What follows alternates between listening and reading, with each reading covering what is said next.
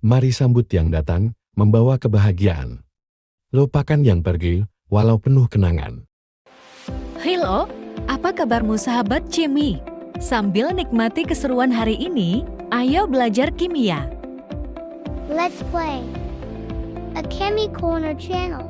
Kali ini, kita akan belajar tentang persamaan reaksi kimia. Mengapa kita harus belajar persamaan reaksi? Karena dengan memahami konsep ini, kita akan dapat memahami keseluruhan dari reaksi kimia yang terjadi. Kita bisa menentukan secara kuantitatif jumlah zat-zat yang sedang bereaksi. Bahkan, kita juga dapat menentukan berapa besar zat yang dibutuhkan atau yang dihasilkan dalam reaksi. Ada yang tahu? Apa itu persamaan reaksi kimia? Persamaan reaksi didefinisikan sebagai gambaran perubahan atau reaksi kimia dalam bentuk persamaan kuantitatif dan matematis, bersifat setara atau balance, mengikuti kaidah hukum kekekalan massa. Supaya lebih paham, mari ikuti penjelasan berikut ini.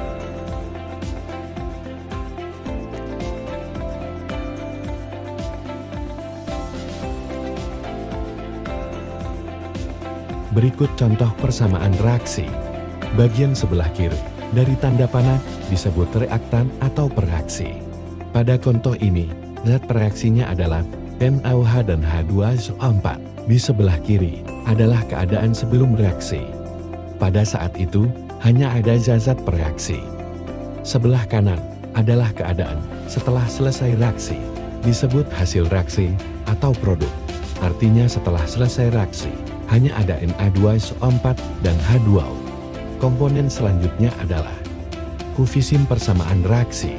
Koefisien reaksi adalah bilangan bulat yang menyatakan jumlah zat dalam persamaan reaksi, juga menyatakan banyaknya atom yang terlibat dalam reaksi. Di persamaan di atas, sebelah kiri koefisiennya 2 di depan NaOH dan 1 di depan H2SO4. Bilangan 1 tidak ditulis, sebab 1 adalah bilangan identitas dalam perkalian. Semua bilangan, bila dikalikan 1, hasilnya bilangan itu sendiri. Karena itu, koefisien 1 tidak perlu ditulis. Koefisien sesudah reaksi adalah 1 di depan Na2SO4 dan 2 di depan H2O. Komponen berikutnya adalah wujud zat. Wujud zat ditulis dengan huruf kecil dan diberi tanda kurung. Diletakkan sedikit ke bawah, seperti indeks atom dalam senyawa. Berikut simbol wujud gas dan artinya.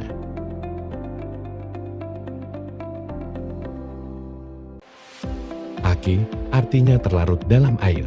Pada reaksi di atas, wujud zatnya adalah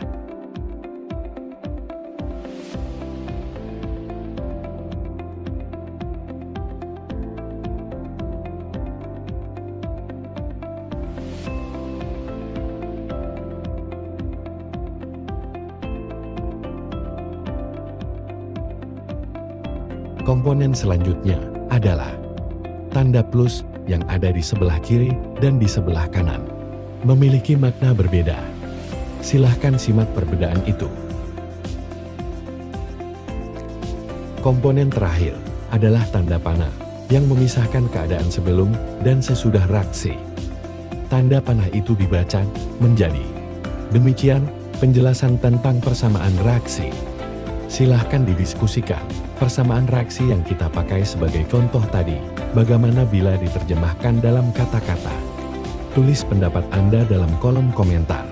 Selanjutnya, mari kita pelajari tentang jenis-jenis persamaan reaksi. Jika dilihat dari wujud zat yang terlibat dalam reaksi. Yang pertama, persamaan reaksi yang heterogen. Persamaan reaksi heterogen adalah persamaan reaksi di mana zat yang terlibat dalam reaksi, baik sebagai pereaksi maupun hasil reaksi, memiliki wujud zat yang berbeda. Perhatikan contoh berikut.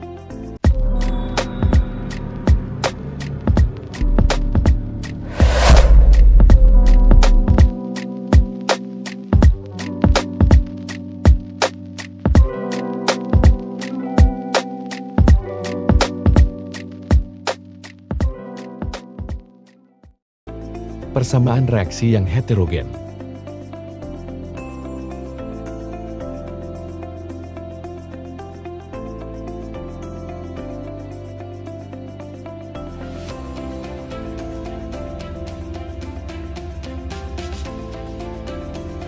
Berikut persamaan reaksi yang homogen.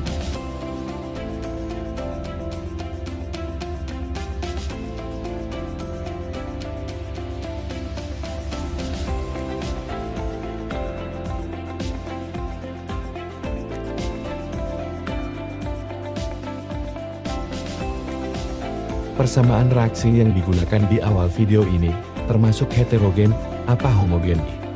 Silahkan tulis pendapat Anda di kolom komentar.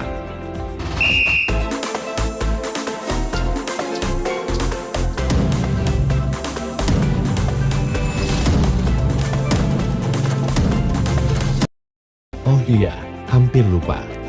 Persamaan reaksi harus sesuai dengan kaidah hukum kekekalan massa. Sebab, reaksi kimia juga mengikuti kaidah itu. Keadaan sebelum reaksi dan sesudah reaksi harus sama. Artinya, pada persamaan reaksi, keadaan di sebelah kiri harus sama dengan yang di sebelah kanan tanda panah. Sama, dalam hal apa? Mari ikuti penjelasan berikut. Pada persamaan reaksi, sebelah kiri dan sebelah kanan, jenis atomnya harus sama. Pada persamaan reaksi ini, di sebelah kiri ada atom aluminium, maka di sebelah kanan juga harus ada aluminium. Kiri dan kanan, jenis atomnya harus sama. Kesamaan yang kedua adalah jumlah atom sejenis di kiri dan di kanan harus sama. Jika jumlah atom aluminium di kiri 2, maka jumlah aluminium di kanan juga harus 2. Demikian selanjutnya. Kesamaan jumlah ini juga berlaku untuk atom-atom yang lain.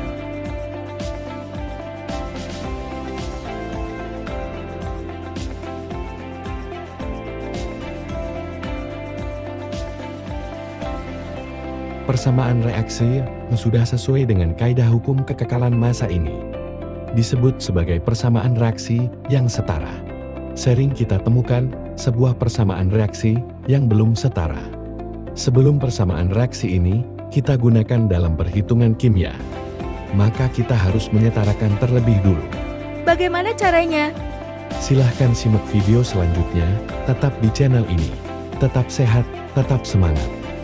Jangan biarkan waktu berlalu tanpa makna. Hargai tiap detiknya dengan perjuangan untuk masa depan. Sukses selalu untuk kalian.